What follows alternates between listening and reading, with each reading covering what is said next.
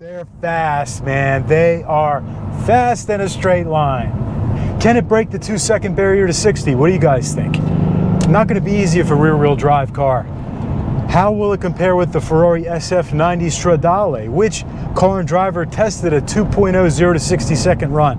Really, everybody, I don't care, even if you're a Ford guy, if you're a Porsche snob, you should appreciate what Chevrolet is doing with this car. 1,064 horsepower, over 800 foot-pounds of torque, twin turbo, flat plane crank, 5.5 liter V8. Who is excited for the new 2025 Corvette ZR1? This car is really important for Chevrolet, and it's really important for car enthusiasts. I have a lot of questions about this car, a lot of questions. Now, the ZR1 has always been the pinnacle of performance for the Corvette and for Chevrolet. I remember as a kid, the C4 ZR1 was the car. I remember seeing one in the mid-90s when I got my driver's license, and I was really impressed. 405 horsepower. That was so much horsepower in the 1990s. I mean, it's still good power. It's still damn good power. The work they did with Lotus, seemed really exotic at the time for an American sports car. It competed with the supercars, made more power than a lot of the supercars. And that's kind of how the ZR1 has always been. It's always been the American high-end sports car that competes with the best of the best. And now, I mean, 1,064 horsepower, rear-wheel drive, mid-engine.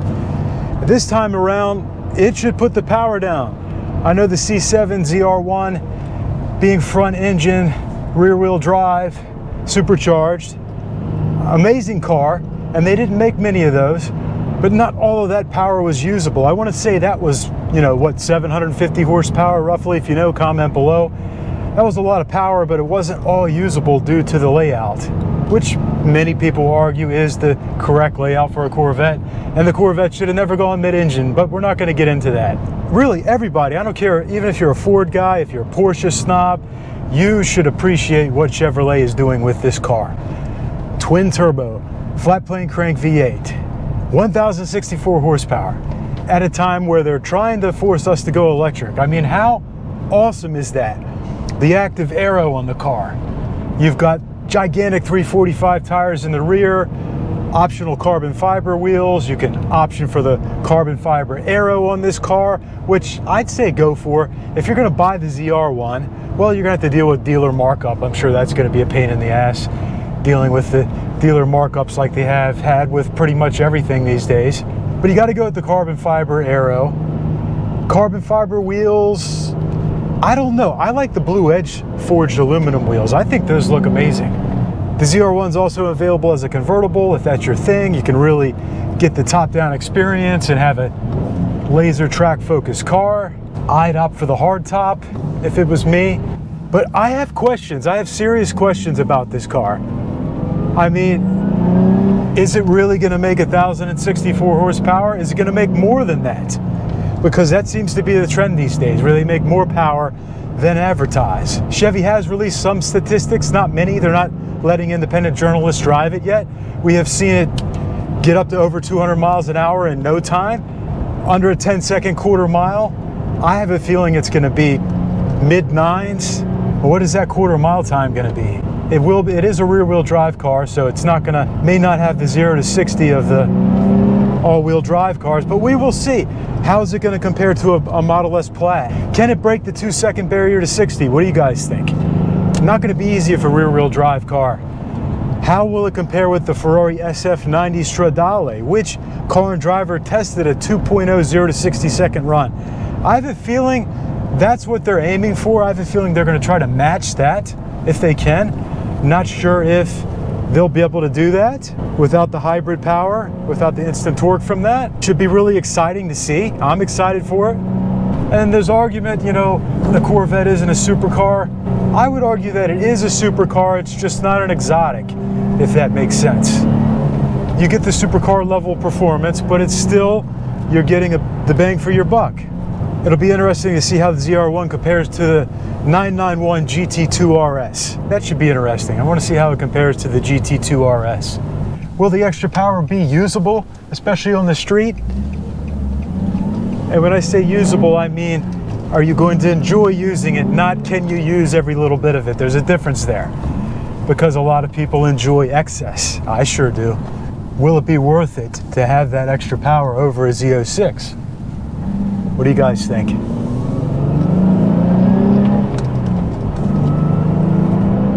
You got to get the aero package on the ZR1. I really think, I mean, obviously, if you're going to be on the track, you're going to want the aero package, but I just really think it balances the car out. The aggressive aero in the front end and the air dam and the big rear wing in the back really balances out the back of the Corvette. I've really never been a fan of the look of the rear of the Corvette. I'm one of those guys that likes the round tail lights or the oval tail lights from the older days, from the C6 generation. Yeah, that's older days now. And I've had a harder time with the tail lights ever since. But I do think that that giant wing balances.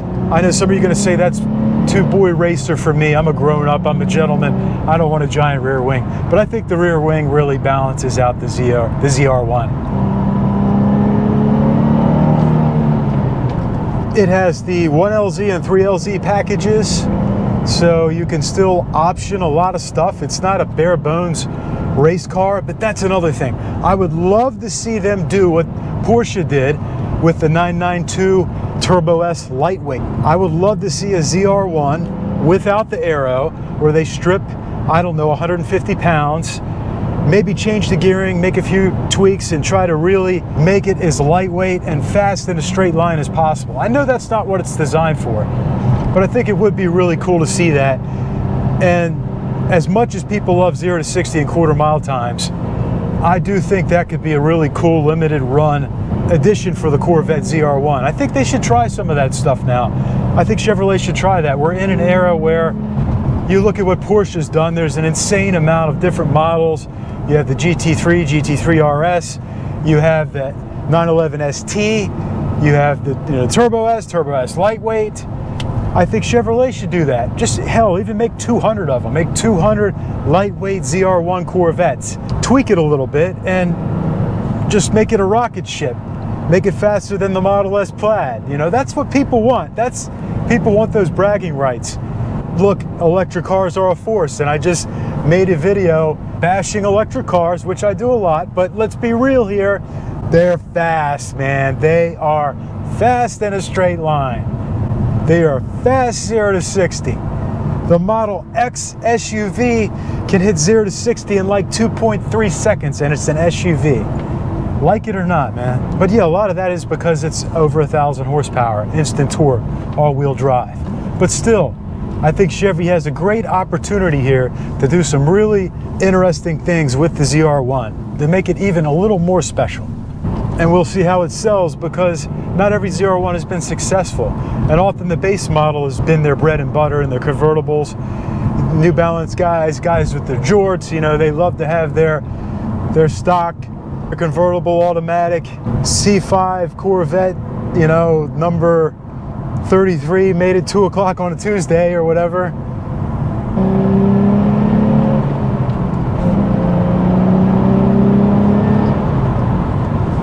And yes, I'm making a Corvette video in my 350Z. Chevrolet has yet to send me the new ZR1 to test, so gotta work with what you got, man. Gotta work with what you got. Also, how will the ZR1 compare to the Mustang GT? Is it GTZ or GTD? How will the Corvette compare to the Mustang GTD? Because that's going to be a track force. And Ford has dumped a tremendous amount of money into that thing. So it'll be interesting to see. They've been testing it. So we will see. That's like a $300,000. That's what, a $300,000 Mustang? I mean, wow, that's a lot of money for a Mustang. Would you pay that for a Mustang? The ZR1's going to be around $200,000, I believe. I don't remember off the top of my head. What do you guys think about that? You could get a 911. 911s hold their value. I'm a huge 911 fan, but you know, the ZR1 is really, really tempting. All those rumors, all those talks of it being a hybrid, and Chevy delivered and said, no, we're going to go twin turbo.